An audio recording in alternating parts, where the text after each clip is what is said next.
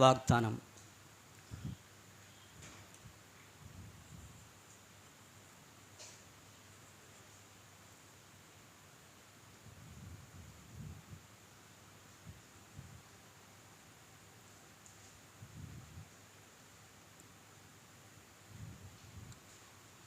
విశ్రాంతిని గూర్చిన వాగ్దానం. ఒకసారి చదువుదాం.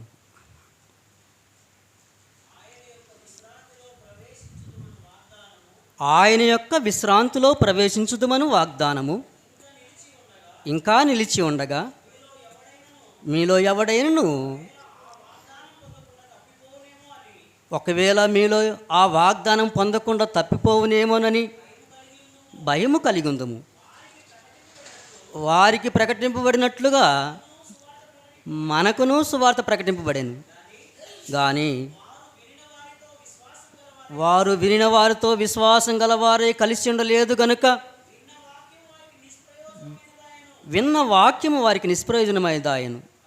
కాగా జగత్తు పునాది వేయబడినప్పుడే ఆయన కార్యములన్నీ సంపూర్తి అయి ఉన్నను. ఈ విశ్రాంతిని గూర్చి నేను కోపముతో ప్రమాణం చేసినట్లు వారు నా విశ్రాంతిలో ప్రవేశింపరని ఆయన చెప్పిన మాటను అనుసరించి విశ్వాసులమైన మనము ఆ విశ్రాంతిలో ప్రవేశించుచున్నాము. మరియు దేవుడు 7వ దినమందు తన కార్యములన్నింటినీ ముగించి విశ్రమించాను అని 7వ దినమును గూర్చి ఆయన ఒక చోట చెప్పి ఉన్నాడు. ఇదియుగాక ఈ చోటునని వారు నా విశ్రాంతిలో ప్రవేశింపరని చెప్పి ఉన్నాడు. కాగా ఎవరో కొందరు విశ్రాంతిలో ప్రవేశించుదరన్న మాట నిశ్చయము గనుకను ముందు సువార్త విని వారు అవిధేయత చేత ప్రవేశింపలేదు గనుకను. అదండి. ఎప్పుడట?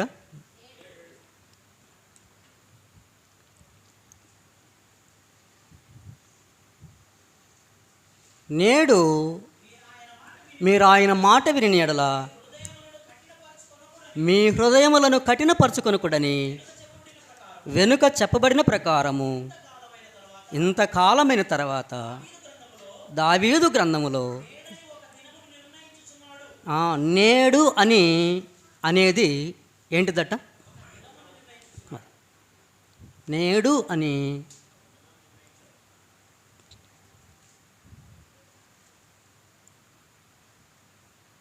ఒక దినమును నిర్ణయించి ఉన్నాడు.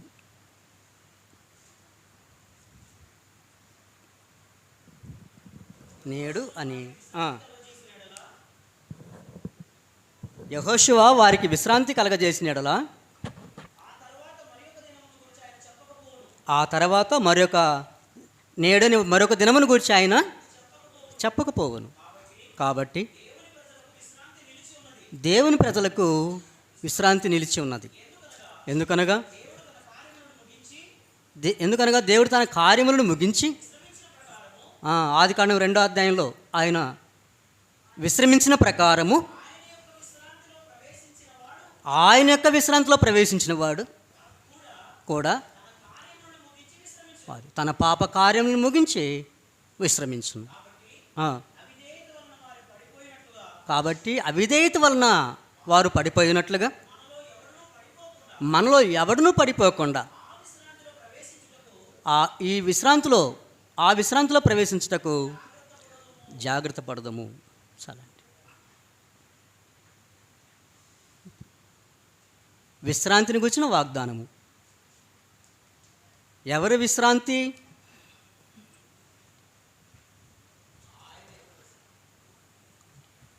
ఆయన విశ్రాంతిని దేవుడు ఆయనకు విశ్రాంతిలో ప్రవేశించాలని ఆయన విశ్రాంతి స్థలమును గురించి ముందుగానే వాగ్దానము చేశాడు. ఏంటిది ఆయన విశ్రాంతి స్థలము? ఆయన విశ్రమించే స్థలం ఏది? ఆయన విశ్రమించే స్థలంలో మనం కూడా ప్రవేశించాలట. ఏంటిది అది? అది మనం వాక్యంలో చూద్దాం. ఆయన యొక్క విశ్రాంతి, ఆయన విశ్రాంతిలో ప్రవేశించాలట, లేక ఆయన విశ్రమించే స్థలంలో ప్రవేశించాలట. ఏంటి ఆ విశ్రాంతి? ఆయన విశ్రాంతిని సూచించే స్థలం ఏది? ఇక్కడ హెబ్రీ గ్రంథకర్త ఎన్ని విషయాల్ని జ్ఞాపకం చేశాడో ఒకసారి మనం చూద్దాం. 4వ వచనం.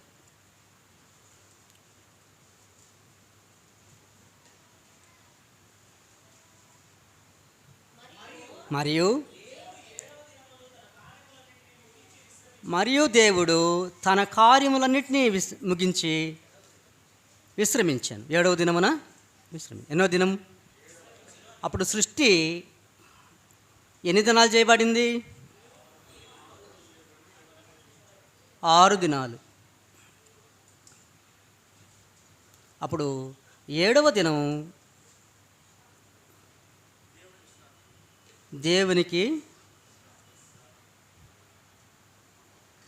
విశ్రాంతి దినం.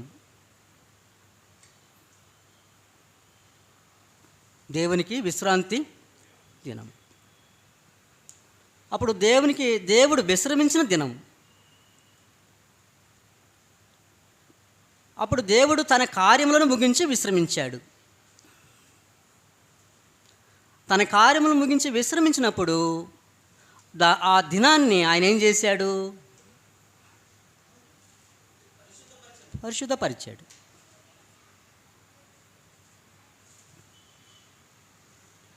ఆ దినాన్ని పరిశుద్ధపరిచి దాన్ని ప్రత్యేకించి ఆ దినాన్ని దేవుడు మీరు కూడా విశ్రమించండి అని ఎవరికి ఆజ్ఞాపించాడు?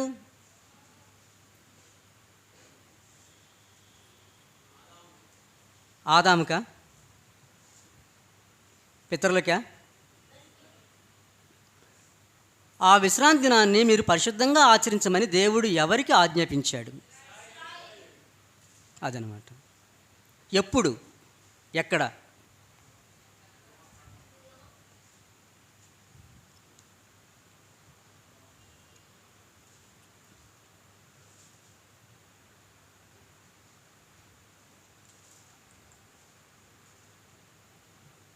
ఈ విశ్రాంతి దినమును గూర్చి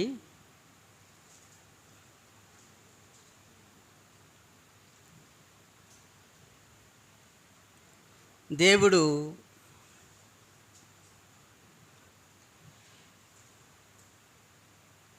పితరులకు ఆజ్ఞాపించలేదు.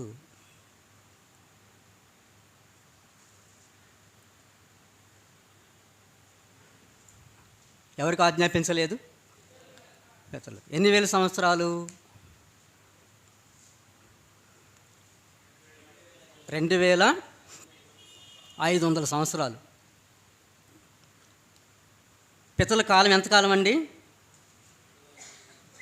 2500 సంవత్సరాల కాలము ఆ విశ్రాంతి దినాన్ని గూర్చి పితరులకు దేవుడు ఆజ్ఞాపించలేదు. ఎందుకు ఆజ్ఞాపించలేదు? దేవునికి ఒక ప్రత్యేకమైనటువంటి ఎవరు కావాలి? దేవునికి ఒక ప్రత్యేకమైన జనాంగము కావాలి. ఒకరిద్దరు సరిపోరు, ఒక కుటుంబం సరిపోదు. అప్పుడు ఒక ప్రత్యేకమైన జనాంగము ఏర్పడేంత వరకు ఆజ్ఞాపించలేదు. అదనమాట. ఎవరు ఆ ప్రత్యేకమైన జనాంగము దేవునికి? మోషే కాలంలో ఇశ్రాయేలు. అప్పుడు ఇశ్రాయేలుని దేవుడు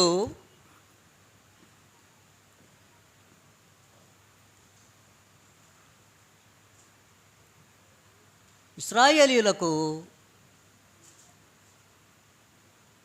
దేవుడు ఏం ఆజ్ఞాపించాడు?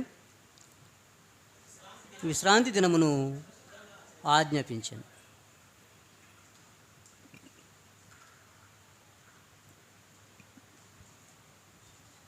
ఎప్పుడు ఆజ్ఞాపించాడు?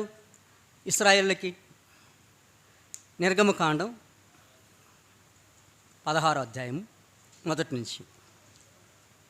నిర్గమకాండము 16వ అధ్యాయం మొదటి నుంచి. తర్వాత ఇశ్రాయేలు సమాజమంతయు ఏలీమునకు ప్రయాణమైపోయి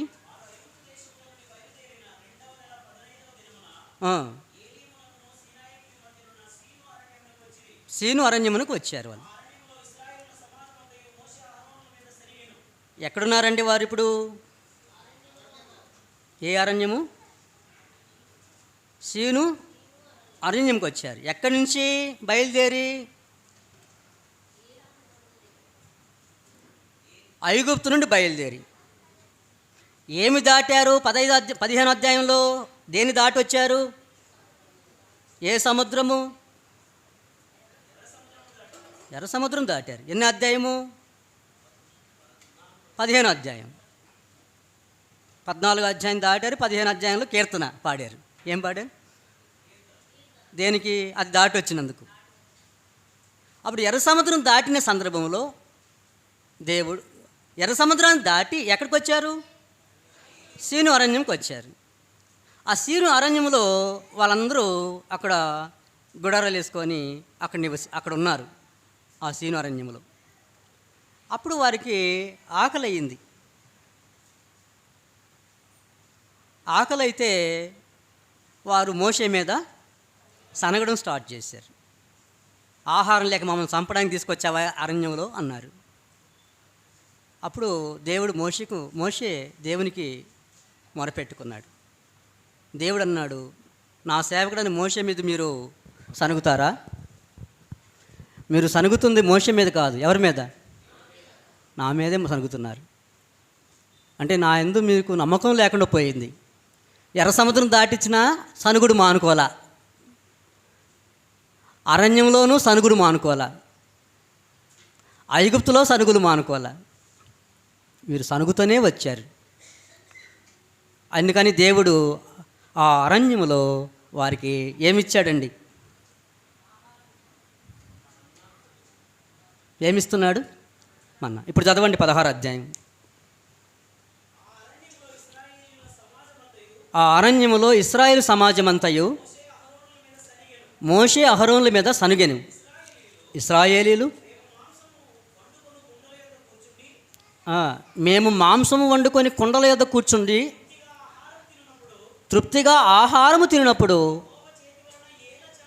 యెహోవా చేతి వలన ఎలా చావకపోతిమి? ఈ సర్వ సమాజమును ఆకలి చేత చంపుటకు ఈ అరణ్యంలోనికి మమ్మను అక్కడ నుండి తోలుకొని వచ్చితరని వారితో అనగా. ఏం చేస్తున్నాం? మాకు మాంసం లేదు, అక్కడ మాంసం తింటా ఉన్నాం. ఆ మాంసం తినేటప్పుడు మమ్మల్ని చంపేయకూడదా? అప్పుడు చచ్చిపోయేవాళ్ళం కదా మేము. ఈ అరణ్యంలో వచ్చి తీసుకొచ్చి చంపాలా మమ్మల్ని అని ఎవరి మీద సరుగుతున్నారు? మోషే మీద సనుగుతున్నారు. యెహోవా మోషేని చూచి, ఇదిగో నేను ఆకాశము నుండి మీ కొరకు ఆహారమును కురిపించదను, వారు నా ధర్మశాస్త్రం అనుసరించి నడుతురో లేదో అని నేను వారిని పరీక్షించుతున్నట్లు ఈ ప్రజలు వెళ్ళి ఏనాటి భత్యము ఆనాడే కూర్చుకొనవలెను, మరియు 6వ దినమున వారు తెచ్చుకుని దాన్ని సిద్ధపరచుకొనవలెను. వారు దినదినమున కూర్చుకొనుకున్న దానికంటే ఆ 6వ దినాన ఎన్నంతలు 2 అయి ఉండవలన నేను. అప్పుడు మోషే అహరోనులు ఇశ్రాయేలు అందరితో, యెహోవా ఐగుప్తు దేశంలో నుండి మిమ్మల్ని బయటికి రప్పించనని సాయంకాలమందు మీకు తెలియబడును. ఎవరి మీద కాదు మీరు సనిగింది? నా మీద కాదు. ఎవరి మీద? యెహోవా మీద మీరు సనిగిన సనుగులు ఆయన వినుచున్నాడు. ఉదయమున మీరు యెహోవా మహిమను చూచెదరు. మేమే పాటివారము? మా మీద మీరేం చేయొద్దండి, సనగొద్దండి. మీ సనుగులంతా ఎవరి మీద? దేవుని మీద. మరియు మోషే, మీరు తినుటకై సాయంకాలమున మాంసమును ఉదయమున చాలినంత ఆహారమును మీకు యెహోవా మీకు ఇయ్యగాను మీరు ఆయన మీద సనుగు మీ సనుగులను యెహోవాయే వినుచుండగాను మేమే పాటి వారము, మీ సనుగుట యెహోవా మీదనే కానీ మా మీద కాదనను. అంతటా మోషే అహరోనులతో, యెహోవా సన్నిధిని సమీపించుడి, ఆయన మీ సనుగులను వినని నువ్వు ఇశ్రాయేలు సర్వ సమాజంతో చెప్పమని. అట్లా అహరోను ఇశ్రాయేలు సర్వ సమాజముతో మాట్లాడుచుండగా వారు అరణ్య వైపు చూచిరి. అప్పుడు యెహోవా మహిమ ఆ మేఘములో వారికి కనబడి, అప్పుడు యెహోవా మోషేతో ఇట్లా నేను ఇశ్రాయేలు సనుగులను వింటిని. నీవు సాయంకాలం ఇది మాంసం తిందురు, ఉదయమున ఆహారం చేత తృప్తి పొందుదురు. అప్పుడు మీ దేవుడిని యెహోవాను నేనే అని మీరు తెలుసుకుని వారితో చెప్పాను. ఏనండి, ఐగుప్తులో ఎన్ని అద్భుతాలు చేయలేదు ఆయన? చేశాడు లేదా? మరి ఇక్కడ ఎందుకు సనుక్కుంటున్నారు? ఆయన మహిమను చూడలేదు ఐగుప్తులో? చూశారా లేదా?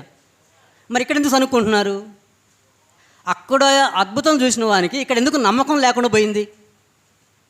అప్పుడు అంటున్నాడు, నేను మీకు మాంసాన్ని ఆహారాన్ని ఇస్తాను, అప్పుడు నేను యెహోవానై ఉన్నానని మీరు తెలుసుకుందరు. కాగా సాయంకాలమున పూరేళ్ళు వచ్చి వారి పాలెము కప్పాను, ఉదయమున మంచు వారి పాలెము చుట్టూ పడి ఉండెను.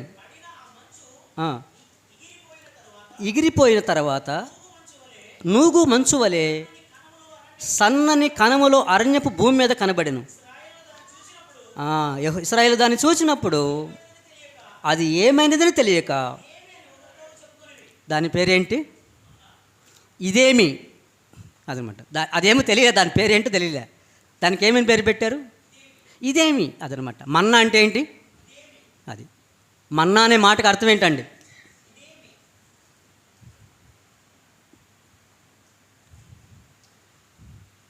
మన్నా అనే మాటకు అర్థం ఏంటంటే ఇదేమి.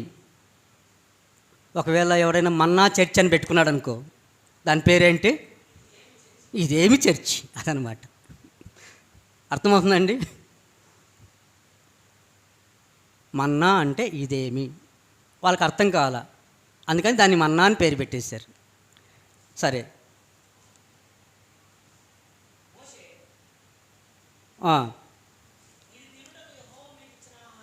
ఇది మోషే అంటున్నాడు, ఇది తినుటకు మీ దేవుడు మీకు ఇచ్చిన ఆహారము. యెహోవా ఆజ్ఞాపించినదేమనగా ప్రతివాడు భోజనమునకు ప్రతివాడు తన కుటుంబంలోని తలకు ఒక్కొక్క ఓమేరు చొప్పున దాన్ని కూర్చుకొనవలెను. ఒక్కొక్కడు తన గుడారంలో ఉన్న వారి కొరకు కూర్చుకొనవలెను.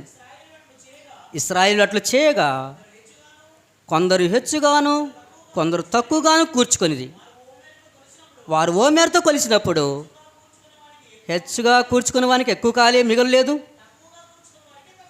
తక్కువగా కూర్చుకునే వానికి తక్కువ కాలేదు. అదండి, వారు తమ తమ ఇంటి వారి భోజనమునకు సరిగా కూర్చుకొని ఉండిరి. మరియు మోషే అదండి, మన్నాని ఏం చేయకూడదు? ఉదయం వరకు మిగిల్చుకొనకూడదు. వారు మోషే మాట వినక కొంత ఉదయం వరకు ఏం చేసుకున్నారు దాన్ని మళ్ళీ. అప్పుడు ఏమైంది? అది కంపు కొట్టేసింది, పురుగు పట్టింది. మోషే వారి మీద కోప్పడగా అప్పుడు కోప్పడితే తెలిసింది సరిగా గుచ్చుకోవాలని. ఎండ వేడిమికి అది కరిగాను. 6వ దినమున అదండి, ఎన్నో దినమున?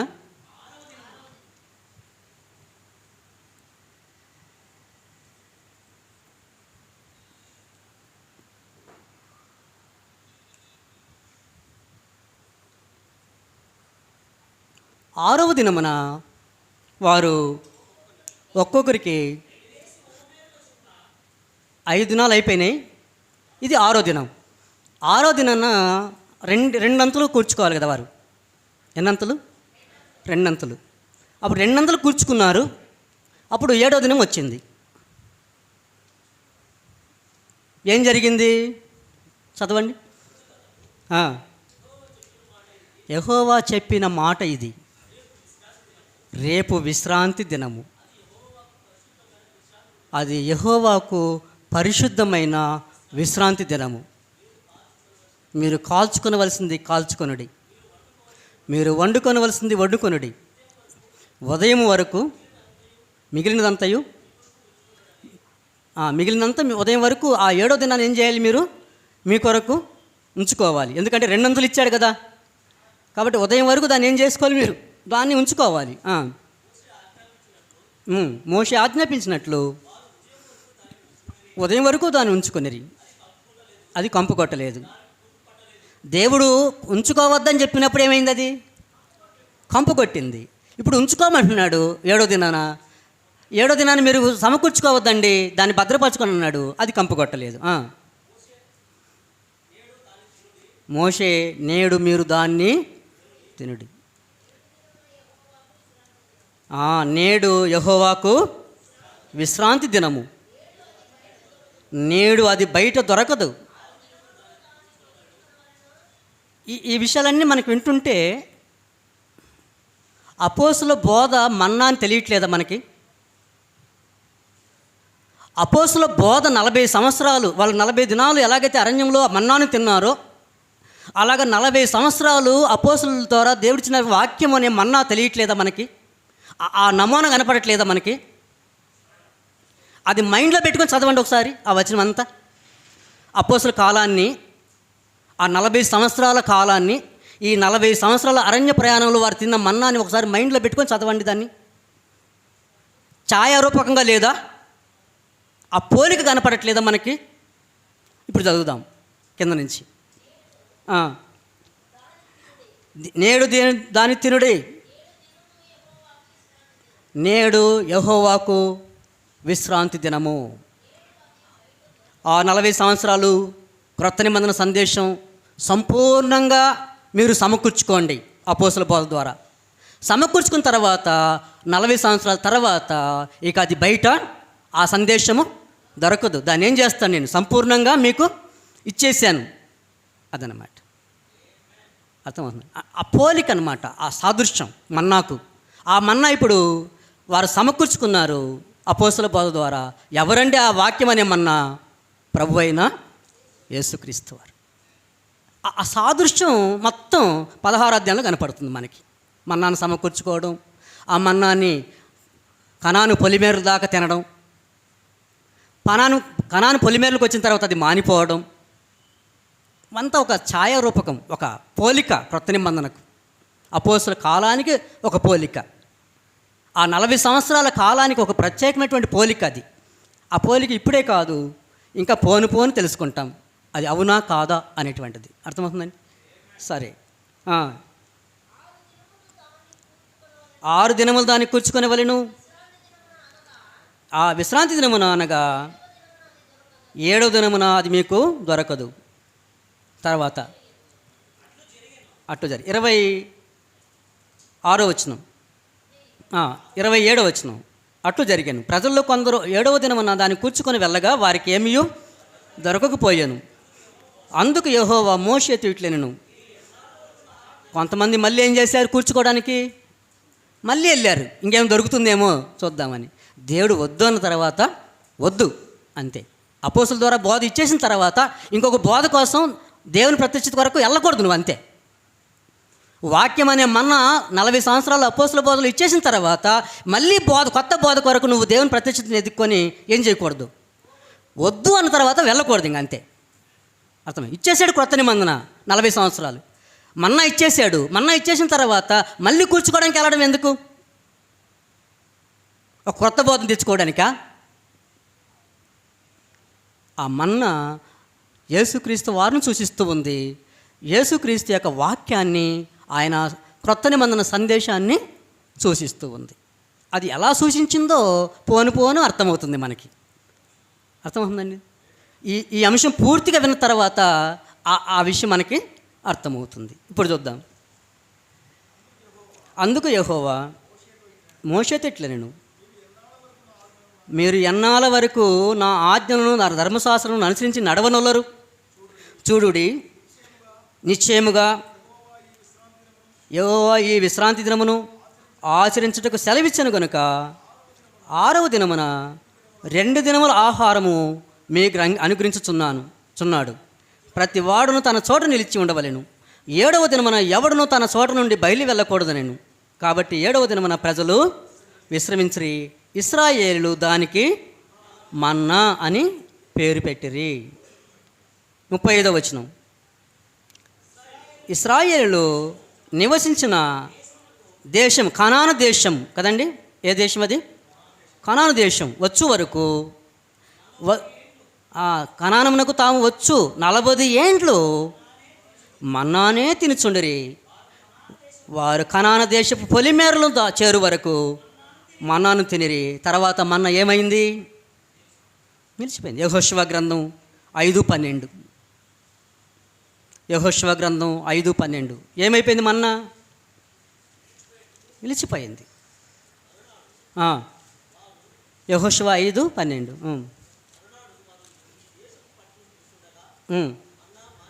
మన్నా ఏమైపోయింది? మానిపోయాను. అదండి. ఎప్పుడు మానిపోయింది మన్నా అంటే? ఎక్కడ వరకు తిన్నారు వాళ్ళు? కనాను దేశం సరిహద్దు పొలిమేరల వరకు తిన్నారనమాట. ఆ కనాను దేశం పొలిమేరలు దాటగానే ఏది మానిపోయింది? మన్నా ఆగిపోయింది. అంటే దేవుడు మన్నాని ఎంతవరకు ఇచ్చాడు వారికి? 40 ఏండ్లు. అదే ఉంది అక్కడ. ఆ 40 సంవత్సరాలు వారు మన్నాని తింటూ వచ్చారు. అప్పుడు అన్నాడు ప్రకటన గ్రంథంలో యేసుక్రీస్తు వారు, మరుగై ఉన్న మన్నాను నేను మీకు భుజింపునిస్తాను. ఎక్కడ మరుగై ఉంది? ప్రవక్తల గ్రంథాలలో రహస్యంగా ఉంచాడు ఆ సువార్తను. యుగములోనూ తరములోనూ మరుగు చేయబడి ఉన్న సువార్త. సువార్త అంటే ఏంటండి?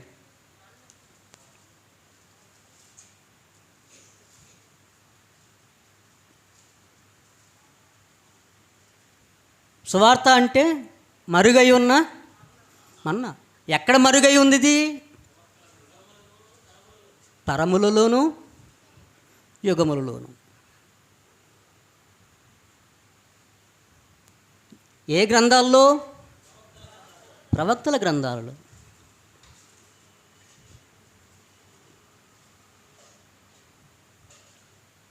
అప్పుడు మన్నా మానిపోయిన మన్నా ఎన్ని దినాలు కూర్చుకోవాలి వారు?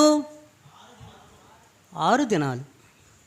7వ దినం వారికి విశ్రాంతి దినం. అదండి, 7వ దినం వారికి విశ్రాంతి దినం. అప్పుడు ఎందుకు దేవుడు మీరు కూడా విశ్రమించండి ఆ దినాన, అది నా విశ్రాంతి దినం, నేను విశ్రమించిన దినం అది, కాబట్టి మీరు కూడా 7వ దినాన్ని విశ్రమించాలని ఎందుకు చెప్పాడు? చూద్దాం ఎందుకు చెప్పాడు. ద్వితీయోపదేశకాండం 5వ అధ్యాయంలో, ద్వితీయోపదేశకాండం 5వ అధ్యాయము ఎందుకు దేవుడు విశ్రాంతి దినాన్ని వారికి ఆజ్ఞాపించాడు? ఎందుకు వారు విశ్రాంతి దినాన మరి విశ్రమించాలి? ద్వితీయోపదేశకాండం 5వ అధ్యాయము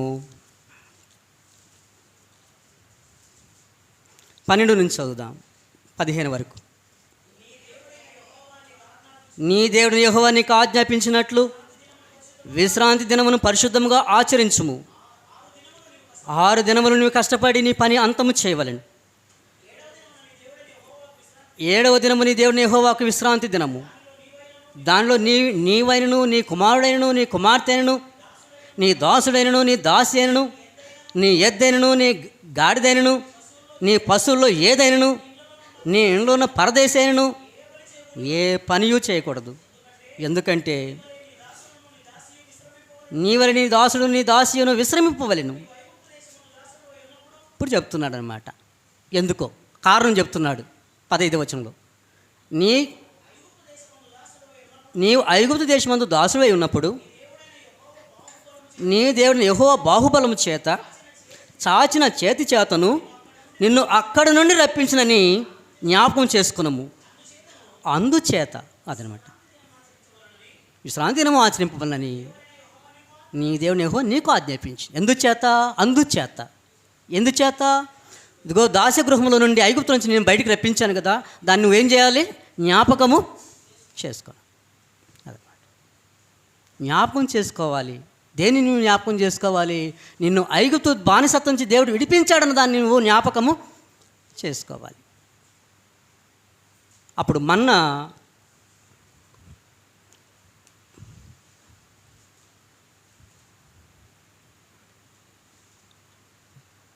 40 సంవత్సరాలు ఇచ్చాడు. దేవుడు అపోస్తలుల ద్వారా సువార్తను 40 సంవత్సరాలు ఇచ్చాడు. ఇదేమో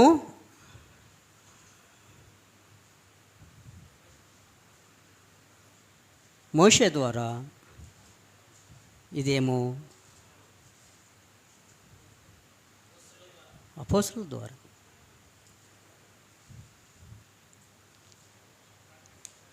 మోషే ద్వారా ఏమో దేవుడు మన్నానిచ్చాడు, అపోస్తలుల ద్వారా ఏమో దేవుడు సువార్తనిచ్చాడు. మన్నానేమో 40 సంవత్సరాలు ఇచ్చాడు, సువార్తను కూడా 40 సంవత్సరాలు ఏం చేశాడు? దాన్ని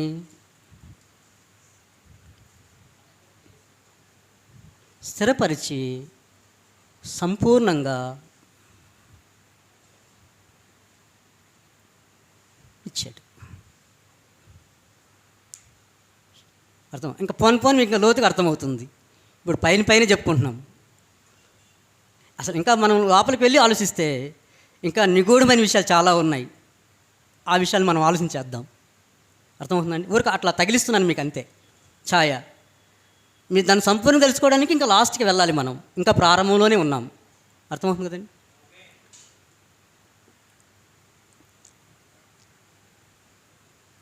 అప్పుడు 7వ దినమున వారు విశ్రమించాలని ఎందుకు చెప్పాడు? మిమ్మల్ని నేను ఐగుప్తు బానిసత్వం నుంచి ఏం చేశాను? విడిపించాను. ఆ ఐగుప్తు బానిసత్వం విడిపించిన దానికి మీరు జ్ఞాపకార్థంగా దాన్ని జ్ఞాపకం చేసుకోవడానికి మీరు విశ్రాంతి దినాన్ని అనుసరించాలి. అదనమాట. అప్పుడు ఐగుప్తులో ఏమనిపించారు? వారు ఏమనిపించారు? బానిసత్వం.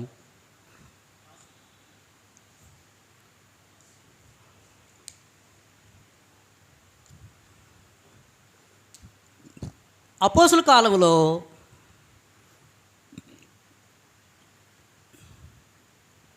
ఇశ్రాయేలీలు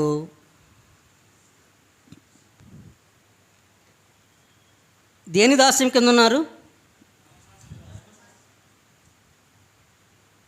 ధర్మశాస్త్రం దాస్యం కింద ఉన్నారు. నేటి జనులు దేని దాస్యం కింద ఉన్నారు?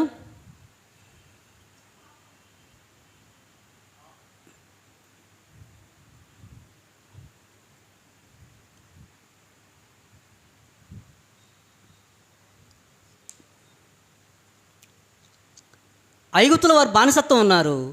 ఆ బానిసత్వం నుంచి వారిని ఎక్కడికి నడిపించాలి? కనాను దేశాన్ని నడిపించాలి. ఇశ్రాయేల్ని దేవుడు దేని నుంచి విడిపించాలి?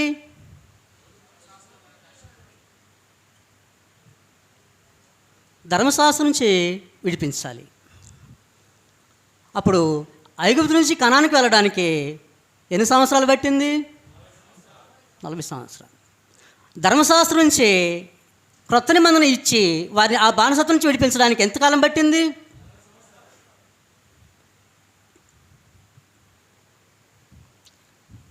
అర్థమవుతుందండి? అప్పుడు ధర్మశాస్త్రం నుంచి విడిపించి వారిని దేని క్రిందకి తీసుకొచ్చాడు? క్రొత్త నిబంధన క్రిందకి తీసుకొచ్చాడు. ఇది ఎవరి కాలం?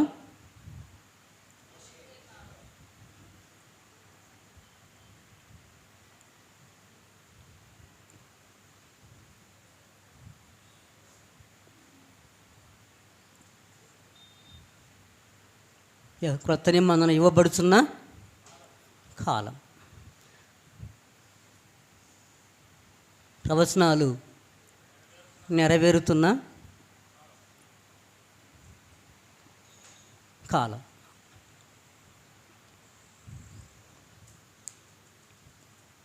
ఒకటి ఐగుప్తు బానిసత్వం నుంచి విడుదల చేసి కనానుకు నడిపించడానికి 40 సంవత్సరాలు. అపోస్తల కాలంలో ధర్మశాస్త్రం నుంచి విడిపించి క్రొత్త నిబంధన ఇవ్వడానికి 40 సంవత్సరాలు.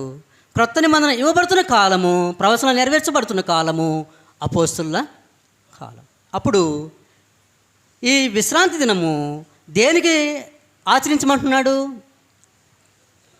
ఐగుప్తు బానిసత్వాన్ని విడిపించాడు అనడానికి జ్ఞాపకార్థంగా నువ్వు ఆచరించు అన్నాడు. నిర్గమకాండము 31వ అధ్యాయంకి వద్దాం. విశ్రాంతి దినాన్ని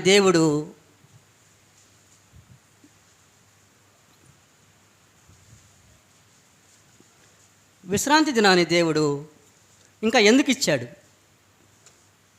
నిర్గమకాండము 31వ అధ్యాయము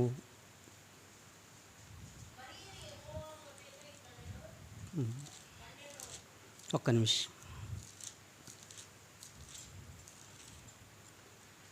31వ అధ్యాయం 16వ వచనం, 16-17. ఇశ్రాయేలీలు తమ తరతరములకు విశ్రాంతి దినాచారమును అనుసరించి ఆ దినం ఆచరింపవలెను. అది నిత్య నిబంధన. ఎవరికి? ఇశ్రాయేలులకి. అది ఏమై ఉంటుంది ఇశ్రాయేలుకి, దేవునికి? అది నాకును ఇశ్రాయేలుకును ఎల్లప్పుడూ గుర్తయి ఉండును. సెవెంత్ డే వారు కాదు. ఎవరికి కాదు? సెవెంత్ డే సంఘస్థులకి కాదు. అది గుర్తు. విశ్రాంతి దినం. ఆదివారం విశ్రాంతి దినం కాదు, అది ఆరాధన దినం. విశ్రాంతి దినము శనివారము, సబ్బాతు దినము. ఎవరికి గుర్తు? మనకి, దేవునికి కాదు. ఎవరికి? ఇశ్రాయేలుకి, దేవునికి గుర్తు. ఎవరైనా నేడు విశ్రాంతి దినం పాటిస్తాము, మేము సెవెంత్ డేని పాటిస్తాము, శనివారం ఆరాధిస్తామంటే అది వారికి, దేవునికి గుర్తు కాదు. ఎవరికి గుర్తు? ఇశ్రాయేలుకి, దేవునికి మాత్రమే అది ఏమై ఉంది? గుర్తు. ఏ నిబంధన అది? వారికి నిత్య నిబంధన. ఎందుకై ఉంది? ఐగుప్తు బానిసత్వం నుంచి విడిపించడానికి ఒక జ్ఞాపకార్థకంగా వారికి ఇవ్వబడింది. అర్థమవుతుందండి? ఇప్పుడు విశ్రాంతి దినము ఏమై ఉన్నది? ఎక్కడ చెప్పాడు 7వ దిన విశ్రాంతి గురించి?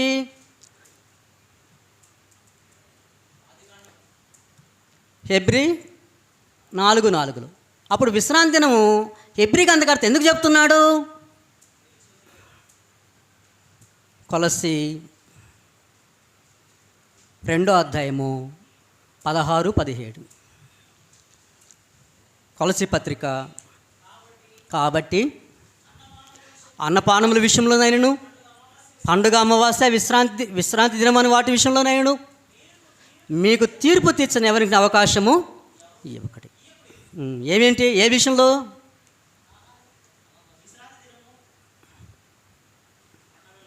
పండగలు,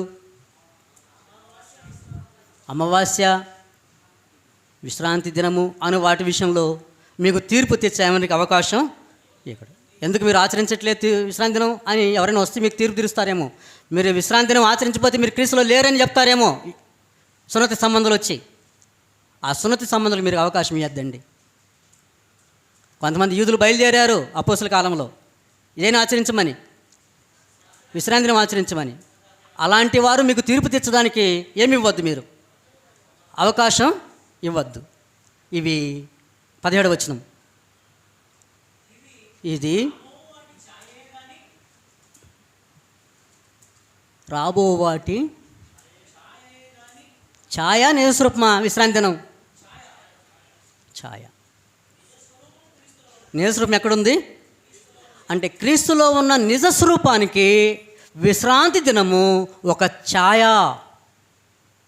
ఎలా ఉందంటే అండి, ఒక ఛాయ రూపకంగా ఉంది విశ్రాంతి దినం. అర్థమవుతుంది కదండి. అప్పుడు విశ్రాంతి దినము ఛాయ అయితే నిజస్వరూపం ఎక్కడుంది? క్రీస్తులో ఉంది. ఆ నిజస్వరూపం ఏంటో చూస్తే అప్పుడు మనకి ఏది అర్థమవుద్ది? ఆ నిజ స్వరూపం ఏంటో తెలిస్తే ఏది అర్థమవుద్ది? విశ్రాంతి దినం ఆయన యొక్క విశ్రాంతి అర్థమవుద్ది. ఆ నిజ స్వరూపం ఏంటో తెలిస్తే ఆడికి వద్దాం అదనమాట. అప్పుడు విశ్రాంతి దినం ఏంటిది? ఛాయ.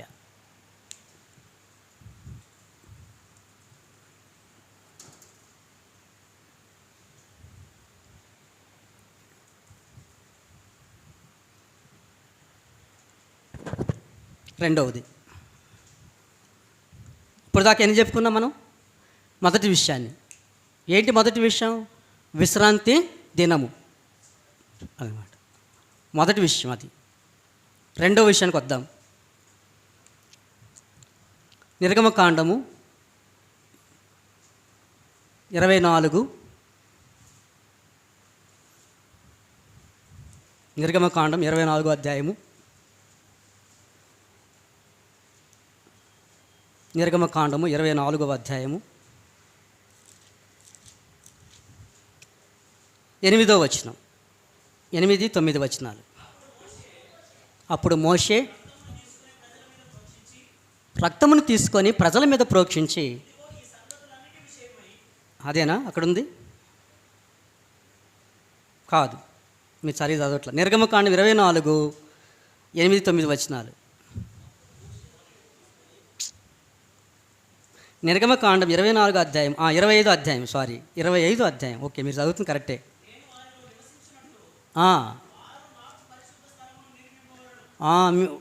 అక్కడ అంటున్నాడు 25:8, నేను వారిలో నివసించినట్లు వారు నాకు పరిశుద్ధ స్థలమును నిర్మింపవలెను. నేను నీకు కనపరచు విధముగా మందిరం యొక్క ఆ రూపమును, దాని ఉపకరణలన్నింటినీ రూపమును నిర్మింపవలెను. అదన్నమాట.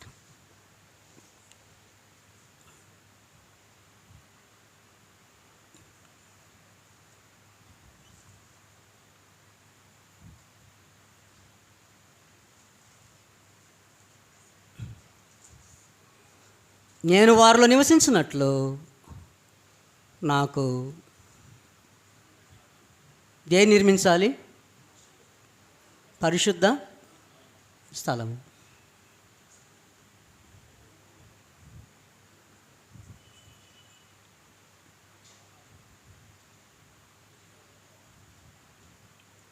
ఏంటిది అది?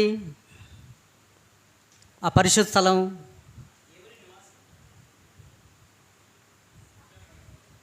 సాక్ష్యపు గుడారం లేక ప్రత్యక్షపు గుడారం.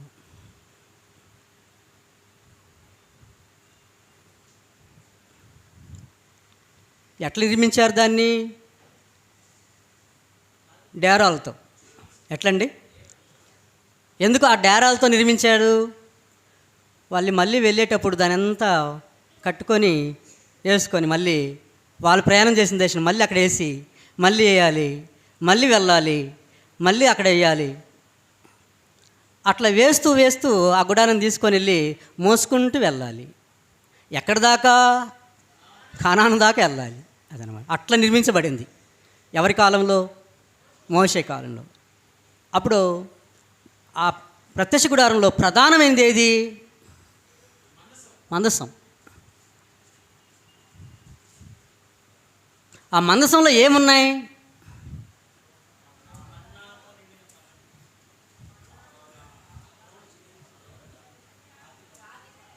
10 ఆజ్ఞల పలకలు. అహరోను చేతికర్ర. అహరోను చేతికర్ర అంటే ఎవరి నాయకత్వం? దేవుని నాయకత్వం, మోషే నాయకత్వం.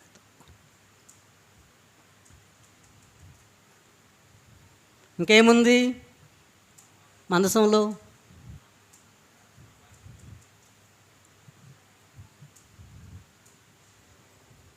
మన్నాగల పాత్ర. అది మనం హెబ్రీ పత్రిక 9వ అధ్యాయంలో చూస్తాం కదండి. ఆ వచనాల్లో 9వ అధ్యాయం మొదటి నుంచి చదివితే ఆ ప్రత్యక్ష గుడారంలో ఏమేమి ఉన్నాయో చెప్పాడు అక్కడ. అప్పుడు ఆ సాక్ష్య గుడారంలో మందసం ఉంది అంటే ఎవరున్నట్టు? మందసం లేదు అంటే ఎవరు లేనట్టు? దేవుడు లేనట్టు. కాబట్టి నేను వారిలో నివసిస్తాను అనడానికి ఏది గుర్తు? మందసం గుర్తు. అర్థమవుతుంది కదండి. అప్పుడు ఆ మందసాన్ని మోసుకొని వెళ్తుంటే ఆ మందసం ఎక్కడ ఉంచితే అక్కడ దేవుడు ఉన్నాడు. అప్పుడు ఆ విధంగా ఇది ఎవరి నివాస స్థలం? దేవుని నివాస స్థలం. నేను వారిలో నివసించున్నట్లు అదనమాట. అయితే అది ఆయన నిత్య విశ్రాంతి స్థలమా? ఆయనకు నిత్య విశ్రాంతి స్థలము కాదు.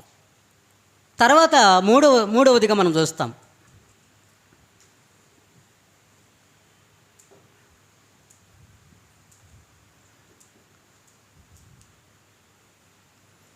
మూడవదిగా దేవునికి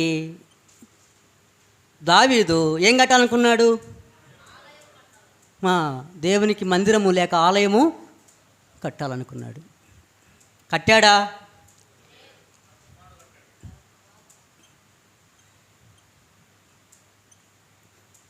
ఎందుకు కట్టలేకపోయాడు? ఆయన చేతులు రక్తముతో మిళితమై ఉన్నవి కదండి. పాపముతో ఎవరిని చంపి? ఊరియాని చంపి, ఊరియా భార్యని బెత్షెబాను తెచ్చుకొని తన భార్యగా చేసుకొని పాపం చేశాడు. తన చేతులు రక్తంతో మిలితే ఉన్నాయి. నిర్దోషి రక్తము. ఎవరి రక్తం? ఊరియా మంచివాడు చెడ్డవాడా? మంచివాడు. ఒక నిర్దోషి రక్తముతో అతని చేతులు మిలితమై ఉన్నాయి. పశ్చాత్తాపడి ఒక కీర్తన రాశాడు. ఎన్నో కీర్తన? 51వ కీర్తన. 51వ కీర్తన రాశాడు. దేవా, నేను నీ పాపాన్ని ఒప్పుకుంటున్నాను, నీ పరిశుద్ధాత్మ నా నుండి తొలగించద్దు అని ప్రార్థన చేశాడు. కాబట్టి దేవుడు అప్పటికి ఒప్పుకున్నాడా? ఆ బెత్షెబా పుట్టిన బిడ్డను నేను బతకనేను, నీ చేత నేను మందిరాన్ని కట్టించుకోను పో అనేసాడు. అంతే అన్నాడు లేదా? అందుకని అప్పుడు అన్నాడు దావీదుతో దేవుడు ఏమన్నాడంటే, నీ కుమారుడు సొలొమోను నాకొక మందిరము కట్టించాడు. ఏం కడతాడు? మందిరం. అప్పుడు సొలొమోను మందిరం కట్టాడు. సొలొమోను మందిరం కట్టి ఏమన్నాడు ఒకసారి చదువుదాం. ఫస్ట్ దావీదు ఎందుకు కట్టలేకపోయాడు అనేది మనకు అందరికీ తెలుసు. ఆ వాక్యం కూడా మీకు అది ఇంకా టైం అవుతుంది. ఆ వాక్యము దినవృత్తాంత గ్రంథాల్లో ఉంది. తర్వాత మోషే మందిరం కట్టడానికి ఆయన మందిరం కడుతున్నప్పుడు ఏమన్నాడు అసలుగా? సొలొమోను మందిరం కడుతున్నప్పుడు ఏమన్నాడు?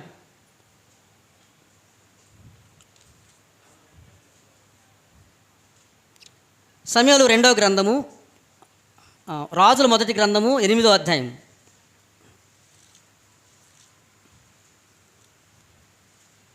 రాజుల మొదటి గ్రంథము 8వ అధ్యాయము.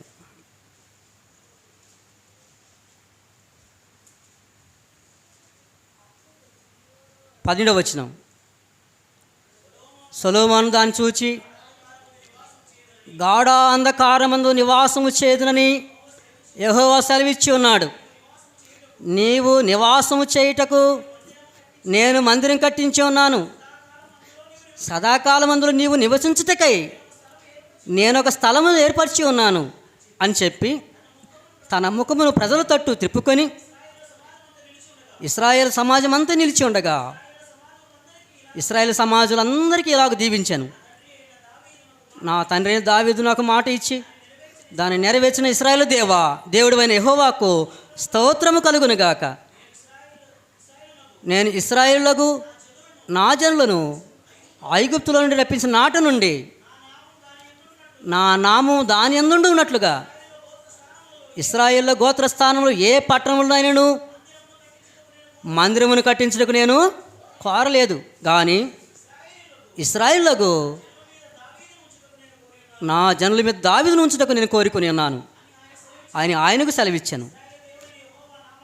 ఇశ్రాయేలు దేవుడని యెహోవా నామ ఘనతకు ఒక మందిరమును కట్టింపవలనని నా తండ్రి దావీదుకు మనసు పుట్టగా యెహోవా నా తండ్రి దావీదుతో సెలవిచ్చినదేమనగా, నా నామ ఘనతకు ఒక మందిరం నీవు కట్టించడానికి నువ్వు తాత్పర్యం కలిగి ఉన్నావు.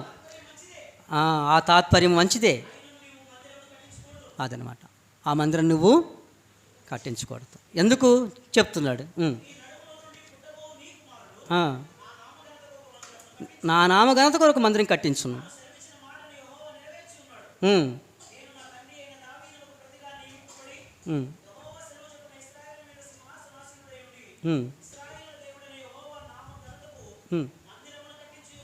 25వ వచనం. యెహోవా ఇశ్రాయేలు దేవా, నీ కుమారు సత్ప్రవర్తన గలవారై నీవు నా ఎదుట నడిచినట్లు నా ఎదుట నడిచిన ఎడల నా దృష్టికి అనుకూలుడై ఇశ్రాయేలు మీద సింహాసనాగువాడు నీకుండక మానుడని సెలవిచ్చితివి. నీవు నీ దాసుడును నా తండ్రియు నాకు దావీదుకి ఇచ్చిన వాగ్దానమును స్థిరపరచుము. ఇశ్రాయేలు దేవా, దయచేసి నీ దాసుడును నా తండ్రి అయిన దావీదుతో నీవు సెలవిచ్చిన మాటను నిశ్చయపరచుము. నిశ్చయముగా దేవుడు ఈ లోకమందు, అదండి ఏమంటున్నాడండి సొలొమోను, నిశ్చయముగా దేవుడు ఈ లోకమందు నివాసము చేయు.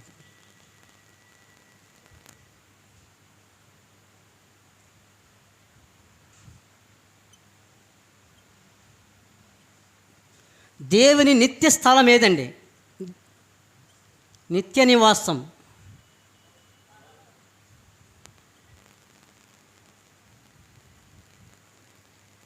అక్కడ చెప్పాడు, కింద చదవండి.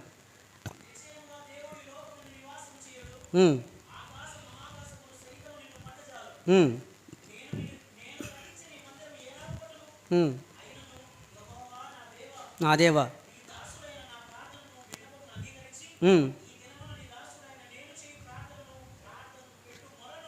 ఆలకించము. 30వ వచనం.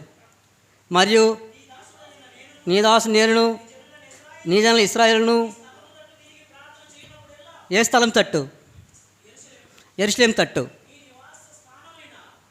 నీ నివాస స్థానమైన, అదండి.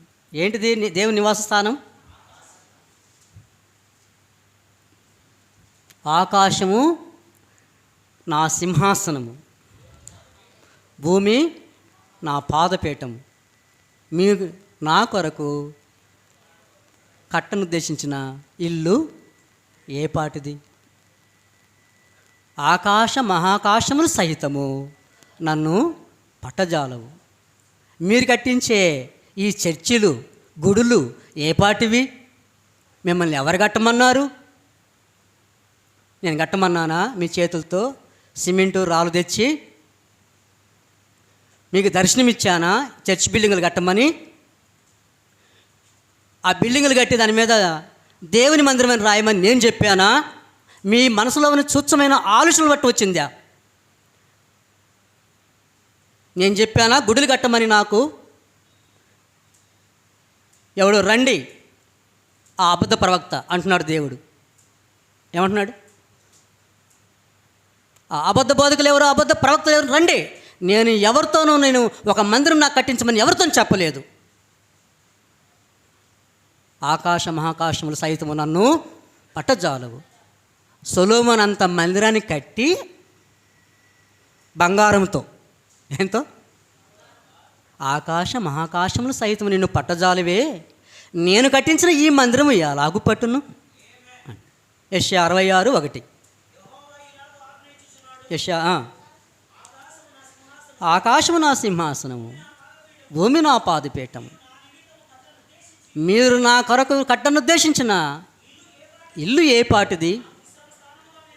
నాకు విశ్రమ స్థానముగా, అదనమాట. దేని స్థానంగా?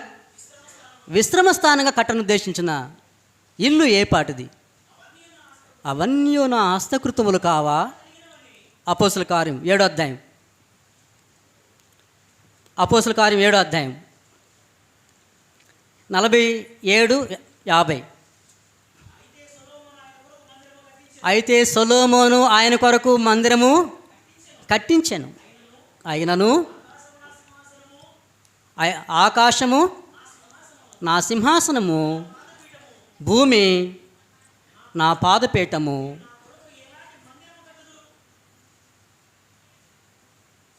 మీరు నా కొరకు ఎలాంటి మందిరము కట్టుదురు? నా విశ్రాంతి స్థలమేది? సొలొమోను కట్టిన మందిరము దేవుని నివాస స్థలము, విశ్రాంతి స్థలము కాదు.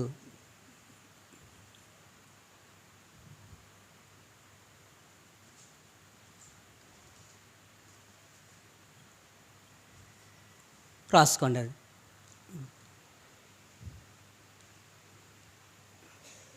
సొలొమోను కట్టిన మందిరము విశ్రాంతి స్థలము కాదు. మరి ఏది ఆయన నిత్య విశ్రాంతి స్థలము? ఎన్ని చూసాం ఇప్పుడు మనం?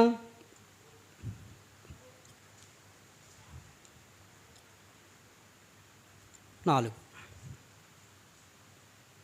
దేవుడు అబ్రాహాముతో ఏం వాగ్దానం చేశాడు? 2 వాగ్దానాలు చేశాడు కదా. అందులో మొదటి వాగ్దానం ఏంటి? కనాను దేశాన్ని నీకు స్వాస్థ్యముగా ఇస్తాను. అప్పుడు కనాను దేశాన్ని ఎప్పుడు ఇస్తానన్నాడు అబ్రాహాముతో? నీ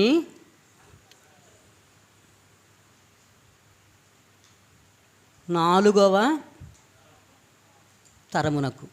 ఎప్పుడు ఇస్తానన్నాడు? ఎవరు ఆ 4వ తరం? మోషే. 4వ తరం ఎవరండి? మోషే. అప్పుడు మోషే ఎక్కడ దాకా నడిపించాడు వారిని?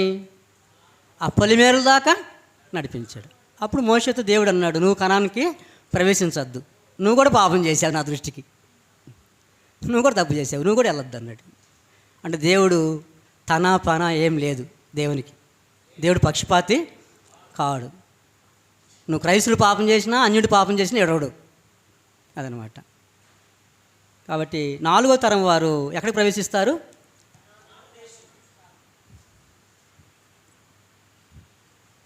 కనాను దేశమునకు. అప్పుడు మనం కనాను దేశం గురించి మాట్లాడదాం కొద్దిసేపు.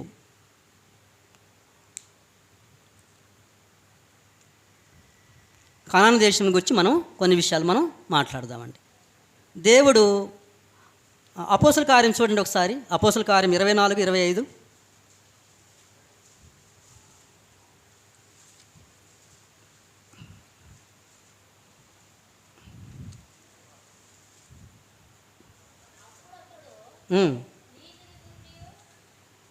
ఆ, 24-25 అపోస్తల కార్యములు 17వ అధ్యాయము 24-25 వచనాలు. జగత్తునందలి సమస్తం నిర్మించిన దేవుడు తానే ఆకాశమునకును భూమికిని ప్రభువైనందున ఆయన హస్తకృతమైన ఆలయంలో నివసింపడు. ఎక్కడ నివసించడు ఆయన?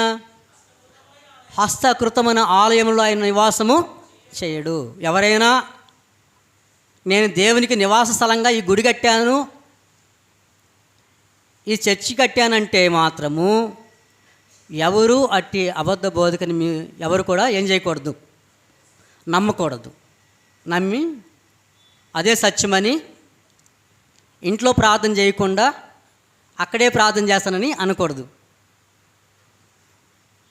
ఎక్కడ 2-3 నా నామమున కూడి ఉందరో అక్కడ నేను వారి మధ్య ఉన్నాను. అది గుడిసెలో కూర్చున్నా ఉంటాడు, ఈ బిల్డింగ్లో కూర్చున్నా ఉంటాడు, అడవిలో కూర్చున్నా ఉంటాడు. నువ్వు మంచి పెద్ద ఒక భవనం కట్టుకున్నా, ఒక ప్యాలెస్ కట్టుకున్నా అక్కడ కూడా ఉంటాడు. దేవునికి భౌతికమైనటువంటి హస్తకృతమైన ఆలయాలు అవసరం లేదు, అందులో నివాసము చేయడు. ఒకవేళ అది దేవుని మందిరం అని ఎవరైనా అంటున్నారు అంటే వారు అబద్ధ బోధకులు. వారు అబద్ధ బోధకులు, దేవుడు చెప్పిన వాక్యానికి వ్యతిరేకులు, దేవుని వాక్యాన్ని గ్రహించినటువంటి వారు. మోషే గొప్ప జ్ఞాని కదండి. మోషే కంటే జ్ఞానులు ఉన్నారా? లేరు. ఎవరు అనుగ్రహించిన జ్ఞానం మోషేకి? దేవుడు మోషే ఏమన్నాడండి? ఆకాశములు సాహితము నిన్ను పట్టజాలు, నేను కట్టించిన మందిరం ఎలాగూ. కాబట్టి పోనీ కనాను దేశం ఏమన్నాడు? కనాను దేశాన్ని దేవుడు ఒకసారి చూద్దాం. కనాను దేశం గురించి ఏమన్నాడు? ద్వితీయోపదేశకాండం 3వ అధ్యాయం 19వ వచనం. ద్వితీయోపదేశకాండము 3వ అధ్యాయము 19వ వచనం. అది యెహోవా మీకు విశ్రాంతినిచ్చినట్లు మీ సహోదరులకును విశ్రాంతినిచ్చినట్లు. అనగా అనగా అది విశ్రాంతి అంటే ఏంటి చెప్తున్నాడు. అనగా మీ దేవుడని యెహోవా యోర్దాను అద్దరిని ఆయన ఇచ్చిన దేశమును వారును స్వాధీనపరుచుకునే వరకు మీరు మీ భార్యలు మీ మందలు నేను మీకు ఇచ్చిన పురములో నివసింపవలెను. మీరు ప్రతివాడును అప్పుడు మీ స్వాస్థ్యం తిరిగి రావాలని ఆజ్ఞాపించుతని. అప్పుడు విశ్రమించే స్థలం ఏది? కనాను దేశం. 12 ద్వితీయోపదేశకాండం 12:10. ద్వితీయోపదేశకాండం 12:10. మీరు యోర్దాను దాటి తర్వాత అది ఏం కలుగజేస్తాడు మీకు? విశ్రాంతి. ఎక్కడ? కానాను దేశములో. ఆయన ఆ శత్రువులందరినీ పాల్దోలుతాడు. అక్కడ ఉన్నటువంటి విరోధులందరినీ బయటికి పంపించేస్తాడు. పంపించి ఆ కనాను దేశం అంతట్లో మీకు ఏమి కలుగజేస్తాడు? విశ్రాంతి కలుగజేస్తాడు. యెహోషువ గ్రంథం 1వ అధ్యాయం. యెహోషువ గ్రంథం 1వ అధ్యాయం. యెహోషువ గ్రంథం 1వ అధ్యాయం.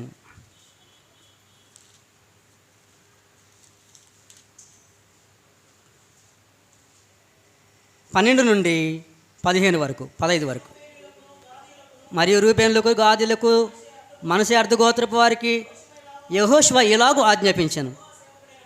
యెహోవా సేవకుడైన మోషే మీకు ఆజ్ఞాపించిన సంగతి జ్ఞాపకం చేసుకున్నది. ఎట్లనగా దేవుడైన యెహోవా మీకేం కలుగజేస్తున్నాడు? విశ్రాంతి కలుగజేస్తున్నాడు. ఏంటది?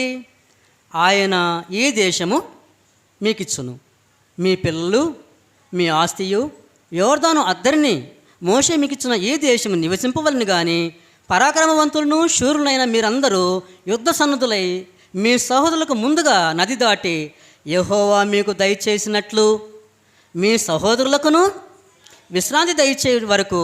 అనగా అదనమాట. అనగా అంటే విశ్రాంతి అంటే చెప్తున్నాడు.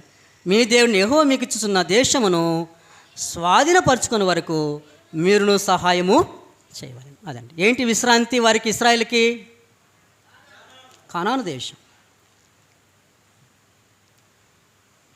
నిజంగా యెహోషువ ఇశ్రాయేలుకు విశ్రాంతిని కలగజేశాడా? ఎబ్రీ పత్రిక వద్దాం. ఎబ్రీ పత్రిక 8వ వచనం నుండి. యెహోషువ వారికి విశ్రాంతి కలగజేసిన ఎడల ఆయన మరొక దినమును గురించి ఆయన చెప్పకపోవును. కాబట్టి దేవుని ప్రజలకు విశ్రాంతి నిలిచి ఉన్నది. అంటే యెహోషువ వారికి ఏం కలగజేయలేదు? విశ్రాంతి కలగజేయలేదు. ఒకవేళ విశ్రాంతి కలగజేస్తే దేవుడు మరొక దినమును గూర్చి మరొక స్థలమును గూర్చి చెప్పకపోవును. అర్థమవుతుంది. అప్పుడు యెహోషువకి దావీదుకి ఎంతకాలం అయిందండి పీరియడ్? ఎంత కాలం పట్టిందండి? అందుకే కింద అంటున్నాడు, దాని కింద ఆ వచనం కింద చదవండి. ఎవరో కొందరు ఆయన యొక్క విశ్రాంతిలో ప్రవేశించడం అన్నమాట నిశ్చయం కనుక ముందు సువార్త వినినవారు ఎవరండి? ముందు ఇశ్రాయేలు ఐగుప్తు నుంచి బయలుదేరిన వారు సువార్త విన్నారు. ఎక్కడ ప్రవేశించడానికి? కనానికి. అయినా వారు అవిధేయత వలన ఎక్కడ ప్రవేశించలేకపోయారు? కనాన్లో ప్రవేశించిపోయారు. నేడు మీరు ఆయన మాట వినినట్లా మీ హృదయం వారి వల్ల ఏం చేయకూడదు?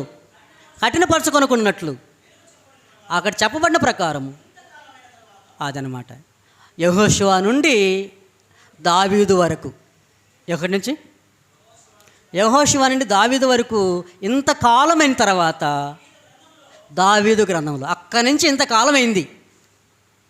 ఇంతకాలమైన తర్వాత దావీదు గ్రంథంలో నేడు అదనమాట. ఏంటిది? దేన్ని నిర్ణయించాడు నేడు అని?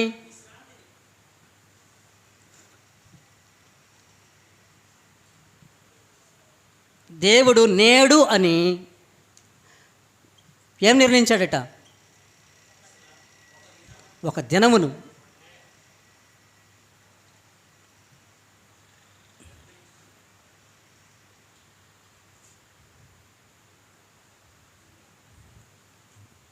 ఎక్కడ?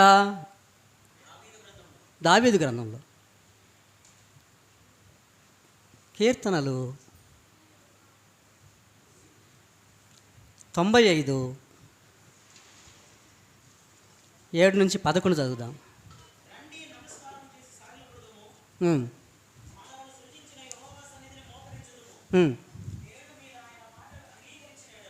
అక్కడ నేడనే పదం ఎలా చదివాం మనం? అక్కడ నేడు అనే పదాన్ని మనం ఎలా చదివాం? నేడనే పదాన్ని మనం చదువుకుంటూ పోయేటప్పుడు ఎలా చదివాం? మనం ఆగకుండా చదివాం. ఎట్లా చదివాం ఇప్పుడు ఆ వచనాన్ని? అదే ఎబ్రి గ్రంథకర్త ఉంటే ఎట్లా చదువుతాడు? అక్కడ ఆగి చదువుతాడు. అదనమాట. అది మనకి ఎబ్రి గ్రంథకర్తకి వ్యత్యాసం. అర్థమైందండి? హెబ్రీ గ్రంథకర్త ఇప్పుడు మన మధ్యలో ఉంటే ఆ వచనాన్ని ఎలా చదువుతాడు? నేడు. నేడు ఒక దినము. ఆ నేడని దేని తెలియజేస్తుంది? దేవుడు నిర్ణయించిన ఒక దినాన్ని తెలియజేస్తుంది అంటాడనమాట. ఏ గ్రంథకర్త? మనమైతే ఎలా చదివాము? కంటిన్యూ అలాగే నార్మల్గా చదువుకొని పోయాం. అప్పుడు ఎబ్రీ గ్రంథకర్త చదవడానికి మనం చదవడానికి వ్యత్యాసం ఉందా లేదా? అప్పుడు ఎబ్రీ గ్రంథకర్త ఆ వచనాన్ని చదువుతూ నేడు అనేదాన్ని నేడు అని దావీదు గ్రంథంలో దేవుడు ఏం నిర్ణయించాడు? ఒక దినాన్ని నిర్ణయించాడు. ఏంటి ఆ ఒక దినము? చూద్దాం. చదవండి. మీరు ఆయన మాట అంగీకరించినట్లా ఎంత మేలు.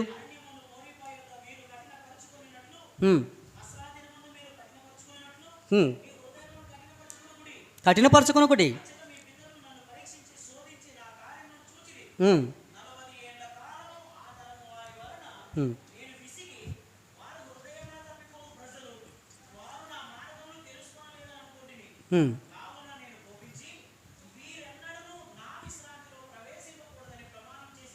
అదనమాట. ఏంటి ఆ దినము? నేడు దినం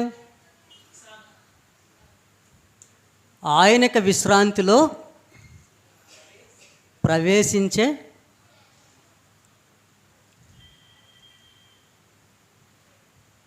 ఏంటి ఆ దినం? ఆయన యొక్క విశ్రాంతిలో ప్రవేశించే దినం. ఆ దినం ఏంటో చూడడానికి ప్రయత్నం చేద్దాం. చాలామంది వాక్యాన్ని దేనికి చదువుతారండి? మనం చనిపోయి ఎక్కడికి ప్రవేశించే దినాన్ని అంటారండి? పరలోకం కదండి. ఆయనకు విశ్రాంతిని పరలోకం అంటారు. కానీ ఇక్కడ ఆ దినం ఏంటో చదవాలి ఇప్పుడు మనం. ఆ దినం ఏదో తెలియాలి మనకి కదండి. 132వ కీర్తన. ఎన్ని విషయాలు చెప్పుకున్నామండి ఇప్పుడు మనం? 4. 5వది 5వది కీర్తన.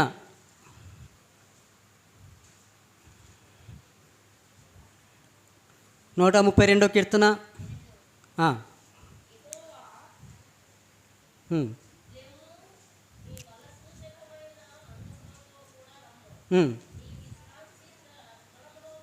నీ విశ్రాంతి స్థలంలో ప్రవేశించుము.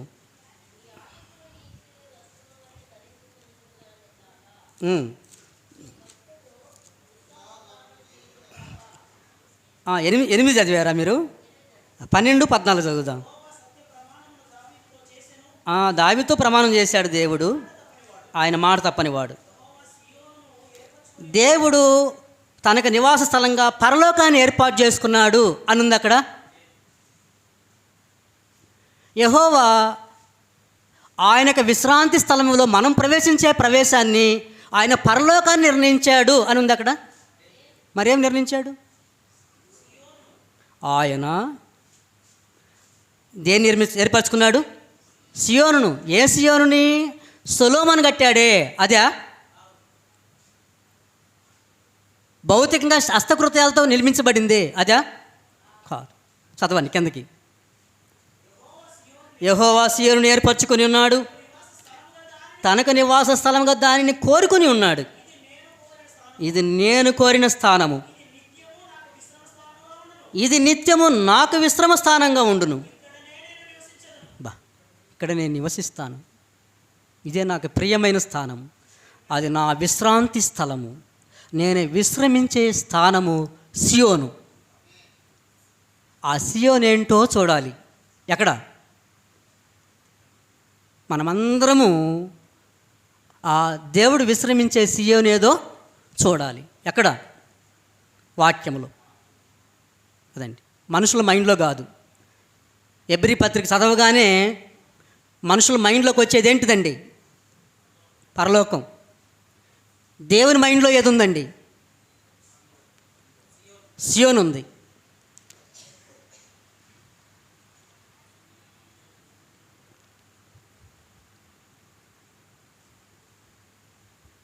చాలామంది పాట పాడుతున్నారు కదా, ఎక్కడ చూడాలని? నేను సియోనులో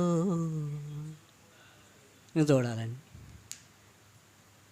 క్రీస్తు సంఘాన్ని వాళ్ళ మధ్యలోనే పెట్టుకొని ఆ పాట పాడుతున్నారు. విచారకరం. కంటికి కనపడేది కాదు కదా క్రీస్తు సంఘం. క్రీస్తు సంఘం ఆరాధన కనపడట్లా, క్రీస్తు సంఘం బోధ అర్థం కాల, క్రొత్త నిబంధన అర్థం కాల కదండి.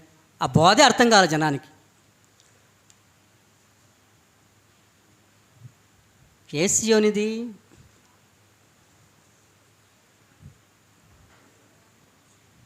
పరమసియోను. ఎటువంటిది ఇది? ఆత్మ సంబంధమైనది.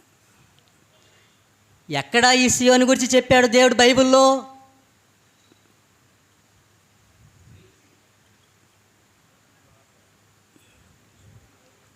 ఈ సియోను గురించి దేవుడు ఎక్కడ మాట్లాడాడు క్రొత్త నిబంధనలో? చూద్దాం. హెబ్రీ పత్రిక 12వ అధ్యాయము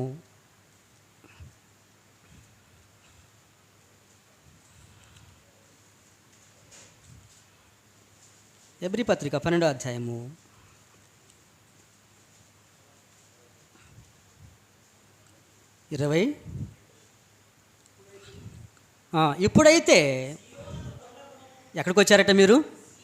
సియోను కొండకును, జీవము గల దేవుని పట్టణం. సియోన్ అంటే ఏంటి? సియోన్ అంటే జీవము గల పట్టణము.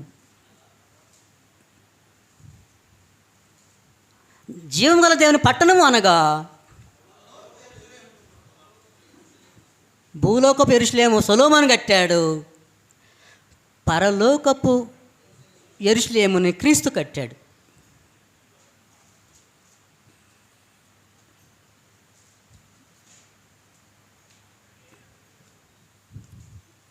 సొలొమోను కట్టిన యెరూషలేము హస్తకృతమైనది, క్రీస్తు ప్రభువు కట్టిన యెరూషలేము పరలోకపు యెరూషలేము. ఎప్పుడు నిర్మించబడుతుంది? స్టార్టింగ్లో అది పెంతెకొస్తు 8,000 మందితో 3,000 మందితో అపోస్తుల బోధ విని బాప్తిసం పొంది రక్షించబడిన వారితో ప్రారంభించబడి అపోస్తుల బోధతో అలంకరించుకుంది. అపోస్తుల బోధలో అలంకరించుకొని 40 సంవత్సరాల కాలము క్రొత్త నిబంధన బోధను పొందుకుంటూ ఆ యెరూషలేము మరి స్థిరపరుస్తూ కొనసాగింది. పరలోకపు యెరూషలేము ఏంటి? పరలోకపు యెరూషలేము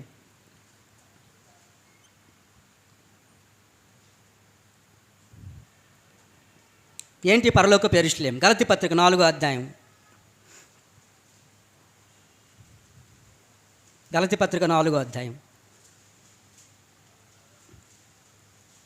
గలతీ పత్రిక 4వ అధ్యాయము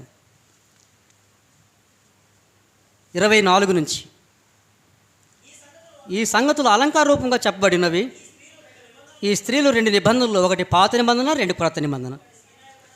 ఒకటి సేనాయికొండ సంబంధమైంది, దాసిమలో ఉన్నట్టు పిల్లకరును, ఇది హాగరు. ఈ అరేబియా దేశంలో ఉందట సేనాయికొండ. ఎక్కడుంది? అరేబియా దేశంలో సేనాయికొండయే. ప్రస్తుతం అన్న భౌతికమైన యెరూషలేము, ప్రస్తుతమైన యెరూషలేము దాని పిల్లలతో కూడా దాస్యమనుంది. అది ఆ పాత నిబంధన దానికి దీటై ఉంది. అయితే పైనున్న యెరూషలేము అది స్వతంత్రంగా ఉన్నది, అది మనకు తల్లి. ఏంటి పైనున్న యెరూషలేము?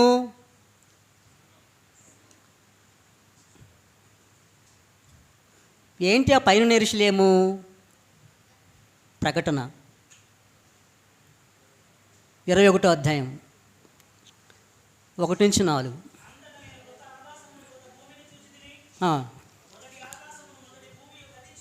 మొదటి ఆకాశం మొదటి భూమి గతించిపోయాను, సముద్రమునికని లేదు ఇకను, మరియు అదండి ఈ పరలోకపు యెరూషలేము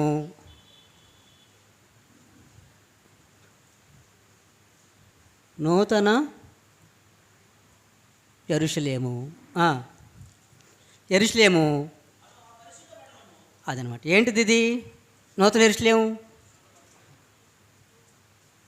పరిశుద్ధ పట్టణము,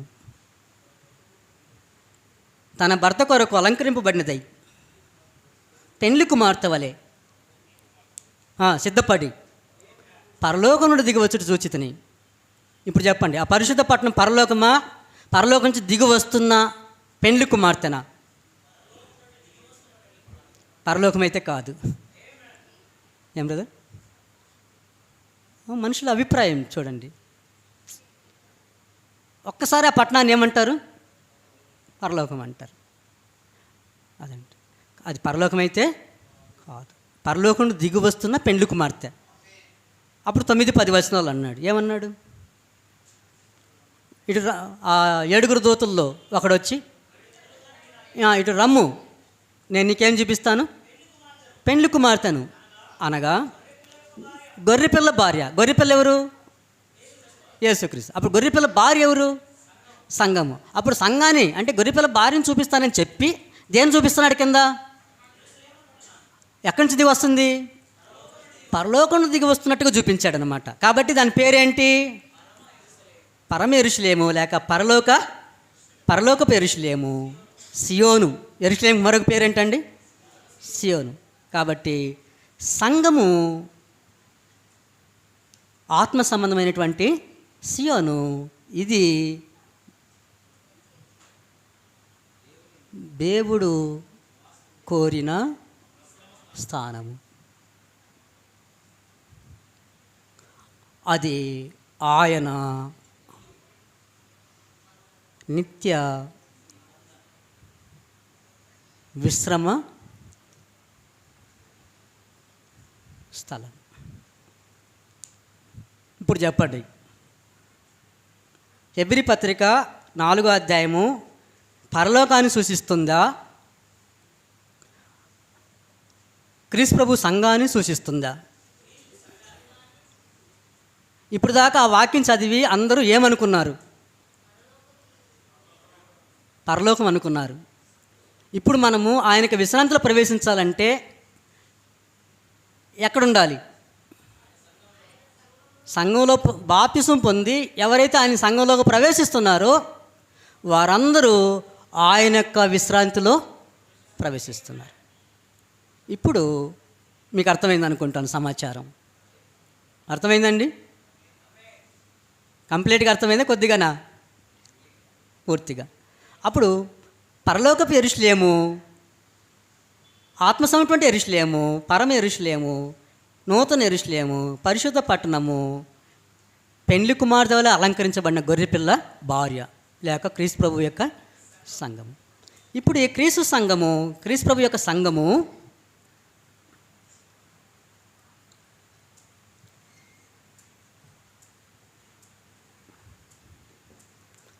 ఈ క్రీస్తు ప్రభు యొక్క సంఘము ఇంకా అపోస్తుల కాలములో ఏమవుతా ఉంది? కట్టబడుచు ఉన్నది. దేనితో కట్టబడుచు ఉన్నది? దేనితో కట్టబడుచున్నది?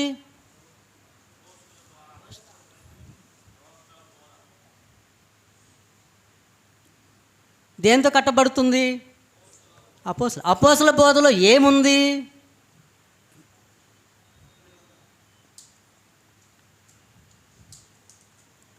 ఎవరైతే క్రొత్త నిబంధన సందేశం గ్రహిస్తారో, ఎవరి హృదయాల మీద క్రొత్త నిబంధన సందేశం రాయబడుతుందో వారు ఆయన యొక్క విశ్రాంతిలోకి ప్రవేశిస్తారు. అదండి. వాగ్దానము నెరవేరిందా, నెరవేరలేదా?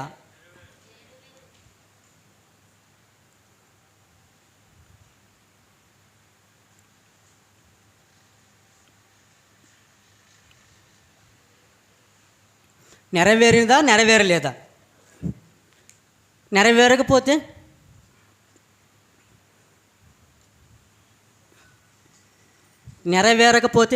ఎబ్రీ పత్రికలో చెప్పబడినటువంటి వాగ్దానం నెరవేరకపోతే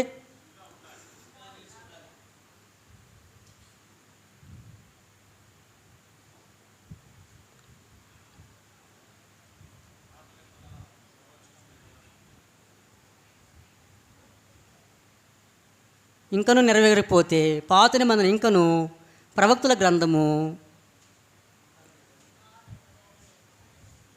ఎలా ఉండాలి?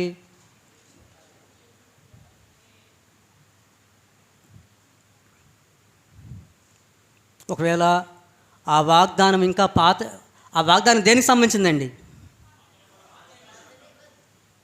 పాత నిబంధన ప్రవక్తల గ్రంథాలకు సంబంధించింది, అవునా కాదండి? అప్పుడు పాత నిబంధన ప్రవక్తల గ్రంథాలు ఇంకా నిలిచే ఉన్నాయా, నెరవేరాయా? నెరవేరాయంటే ఆయనకు విశ్రాంతికి వచ్చిన వాగ్దానము నెరవేరిందా, నెరవేరాలా? నెరవేరింది. ఇప్పుడు నెరవేరింది అంతమైందా, కొనసాగుతుందా? ఇది ప్రశ్న. అంతమైతే క్రీస్తు సంఘం లేదు. ఇప్పుడు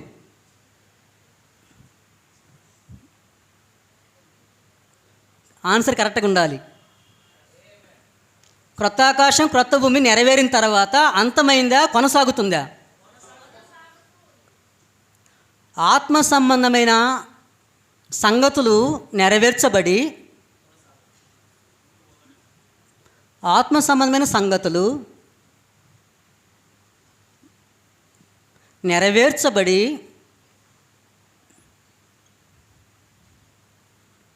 ఏమవుతున్నాయి? నిత్యము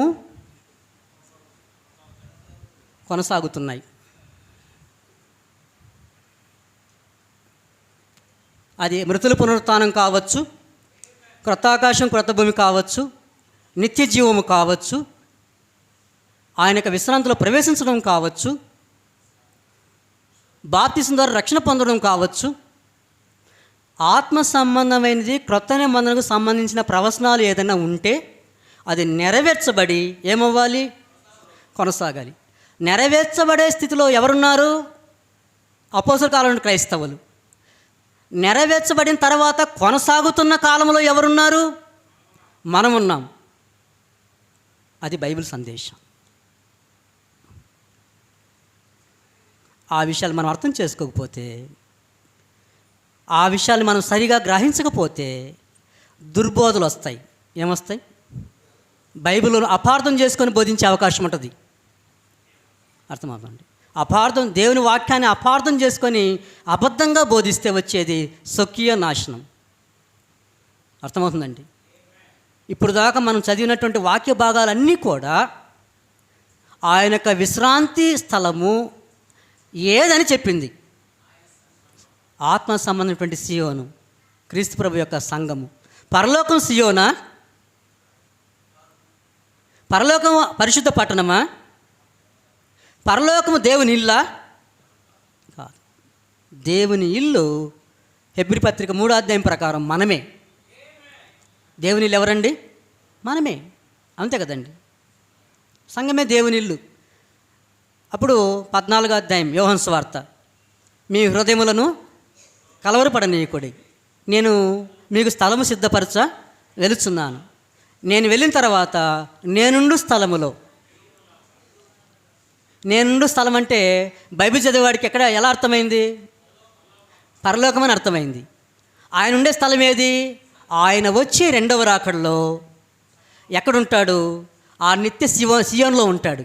అదనమాట ఆయన ఉండే స్థలం. ఆయన దిగి వచ్చి ఆత్మ సమటువంటి సియోనులో ఆయన నివాసం చేస్తాడు. అది ఆయన ఉండే స్థలము, తండ్రి ఉండే స్థలము. ఆ స్థలములో మీకు నేను స్థలము సిద్ధపరచ వెలుచున్నాను. ఒకవేళ అక్కడ మీకు స్థలము లేకపోతే నేను మీతో చెప్తాను. మీ క్రియలను చూసి చెప్తాను ఉందో లేదో. మీ జ్ఞానాన్ని బట్టి చెప్తాను అక్కడ ఉందో స్థలం లేదో. అర్థమవుతుందండి? మీ ప్రవర్తన సరిగా ఉందనుకోండి, ఉందని చెప్తా. నాకు మంచి విధేయులయ్యారు అనుకోండి, మంచిగా జీవితం ఉందను, మీకు ఉంది ఇదే ఈ స్థలం అని చెప్తాను. ఒకవేళ నాకు అవిధేయులుగా జీవించారనుకోండి, అసలు నాకు గుర్తించలేదనుకోండి, అప్పుడు కూడా చెప్తా మీకు లేదని. ఉందని చెప్తాను, లేదని చెప్తాను. నేను పరలోకానికి మేము ఎందుకు వెళ్తున్నాను? మీకు స్థలం సిద్ధపరచడానికి వెళ్తున్నాను. ఆ స్థలము ఎక్కడ సిద్ధపరచబడుతుంది? ఆత్మ సంబంధమైన సియోనులో. అక్కడ ఎవరు ఉంటాను? నేను ఉంటాను, తండ్రి ఉంటాడు. అప్పుడు తండ్రి నేను ఇద్దరం ఆ సియోన్లో ఉండి అక్కడ మీకు స్థలం ఉందో లేదో నేనుండే స్థలంలో మీకు చెప్తాము అదనమాట. అర్థమైందండి? అక్కడ యేసుక్రీస్తు వారి యొక్క ఆత్మ సంబంధమైనటువంటి సంగతులు, పరసంబంధమైన సంగతులు, ఆత్మ సంబంధంగా నెరవేర్చబడిపోయే సంగతులన్నింటినీ ప్రజలు దేనికి పోల్చేశారు? పరలోకానికి పోల్చేశారు. అర్థమవుతుందండి? అయితే బైబిల్ మాత్రం అది పరలోకం కాదు, ఆత్మ సంబంధమైన సియోను. ఏ సియోను? ఆత్మ సంబంధమైన సియోను అర్థమైతే క్రీస్తు సంఘం అర్థమైనట్లే. క్రీస్తు సంఘం అర్థం కావాలంటే క్రొత్త నిబంధన అర్థం కావాలి. క్రొత్త నిబంధన అర్థం కావాలంటే ప్రవచనాల నెరవేర్పు అర్థం కావాలి. ప్రవచనాల నెరవేర్పు అర్థం కావాలంటే ముందు మనకి బైబిల్ విభజన తెలియాలి. బైబిల్ విభజన తెలియకపోతే ప్రవచనాల నెరవేర్పు అర్థం కాదు. కాలాలు తెలియాలి, యుగాలు తెలియాలి, ప్రవచనాలు ఏముందో తెలియాలి, ఇవన్నీ తెలియాలి. అందుకని బైబిల్లో ప్రతి అంశము ఏమి చేయబడింది? ముడివేయబడింది. నువ్వు ఎక్కడైనా దాన్ని కట్ చేసావంటే అంశమే తెగిపోతుంది. దేవుడు చెప్పాలనుకుందే తెగిపోద్ది. కాబట్టి ప్రేమైనటువంటి సహోదరి సహోదరులారా, క్రొత్త ఆకాశము క్రొత్త భూమి, ఆయనకి విశ్రాంతిలో ప్రవేశించును వాగ్దానము, రెండు ఒకటే. ఆ క్రొత్త భూమి క్రొత్త ఆకాశమే ఆయనకు విశ్రాంతి స్థలము. క్రొత్త భూమి క్రొత్త ఆకాశం ఎందుకు చెప్పానంటే ముందుగా ఇది అర్థం సులభంగా అర్థమవుద్ది. అదనమాట. అర్థమైందండి? అప్పుడు క్రొత్త భూమి క్రొత్త ఆకాశం అంశం విన్నవారు ఇది అర్థం చేసుకోవడానికి కష్టమా? కష్టమేం కాదు. కాబట్టి ఆత్మ సంబంధమైనటువంటి సియోను అనేటువంటి క్రీస్తు సంఘంలో ఎలాంటి ఆరాధన ఉంటుంది? ఆత్మ సంబంధ ఆరాధన ఉంటుంది. వాయిద్యాలు ఆత్మ సంబంధమైనవా, నిర్జీవ వస్తువుల? సంఘము జీవం గల సంఘము. వాయిద్యాలు జీవము లేనివి, నిర్జీవమైనవి. అప్పుడు క్రీస్తు సంఘంలో ఏముండవు? వాయిద్యాలు ఉండవు కదండి. స్త్రీ ముసుగు వేసుకోవాలి, అవునే కదండి. అప్పుడు క్రీస్తు సంఘంలో ఆరాధన ఎలా ఉంటుంది? క్రీస్తు సంఘంలో పరిపాలన ఎలా ఉంటుంది? క్రీస్తు సంఘంలో నాయకత్వం ఎలా ఉంటుంది? క్రీస్తు సంఘంలో జీవితం ఎలా ఉంటుంది? ఇవన్నీ మనకు తెలియాలంటే ప్రత్యేకంగా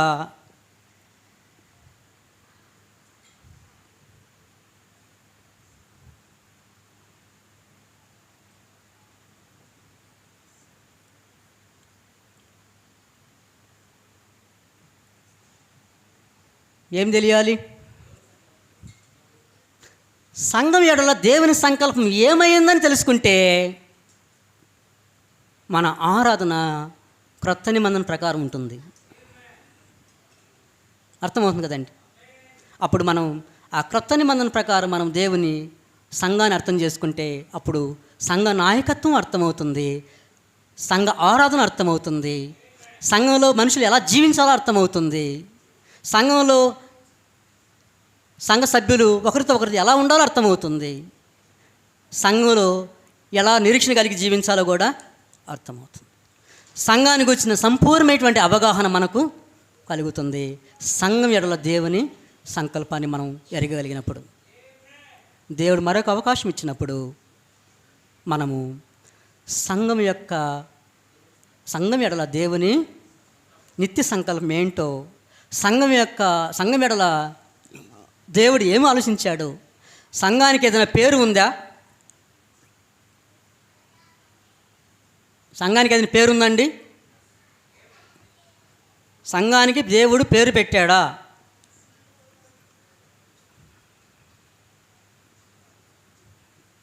సంఘము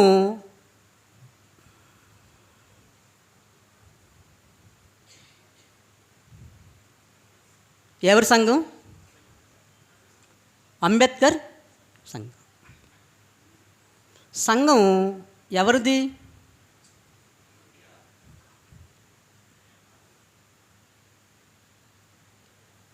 సంఘము ఎవరిది?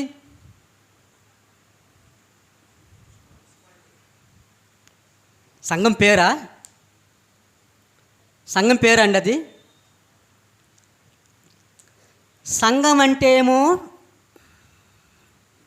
ప్రజలు, అంబేద్కర్ అంటేనేమో ఒక వ్యక్తి. అవునా? అప్పుడు అంబేద్కర్ అనేది వ్యక్తి పేరా, సంఘం పేరా?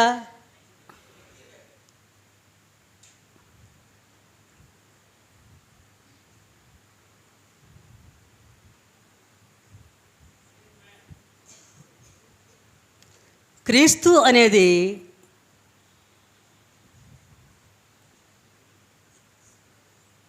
శిరస్సు పేరా, సంఘం పేరా? కరెక్ట్గా ఆన్సర్. సంఘానికి ఏదైనా పేరుందా? లేదు. ఒకవేళ పేరు పెట్ట అధికారం ఉంటే ఎవరికి ఉంటుంది? ఆయన ఎవరైనా పేరు పెట్టాడా? లేదు. అయితే సంఘం ఎవరిది? సంఘం ఎవరిది? అంతే. సంఘం ఎవరిది? అంతే. దానికి ఏ పేరు లేదు. ఆ వ్యక్తిని బట్టి అలా పిలబడుతుంది. జార్జి గారి భార్య ఎవరిది? జార్జి గారిది. అంతే. ఆమె ఇంకొక పేరుతో పిలవబడదు. పిలవబడితే తేడా వస్తుంది. అర్థమైందండి? అప్పుడు మనం దేని గురించి కూడా తెలుసుకోవాలి. కాబట్టి సంఘానికి దేవుడు ఏ పేరు పెట్టలేదు. నువ్వు ఏదైనా ఒక పేరు పెడుతున్నావు అంటే నువ్వు నేరం చేస్తున్నావు, తప్పు చేస్తున్నావు. ఎందుకు పేరు పెట్టలేదు? అది ఒక్కటే గనుక. అర్థమైందండి? దేవుడు యెహోవా అని నామం ఎందుకు బయలుపరుచుకున్నాడు? వాళ్ళ మధ్య ఒక్క దేవుడే లేడు కాబట్టి. అర్థమైందండి? దేవుడు ఒక్కడే ఉంటే, వేరే దేవుళ్ళు లేకపోతే యెహోవా అని పేరు ప్రకటించుకోవాల్సిన అవసరం దేవునికి కూడా లేదు. అర్థమైందండి? అనేక దేవుళ్ళు వాళ్ళ మధ్య చోటు చేసుకున్నారు కాబట్టి నా పేరు యెహోవా, నేనే దేవుని, అది చెప్పుకున్నాడు. అప్పుడు అవసరమైంది దేవునికి బయలుపరచుకోవడం. అర్థమైందండి? కాబట్టి క్రీస్తు సంఘము పేరు పెట్టబడింది కాదు.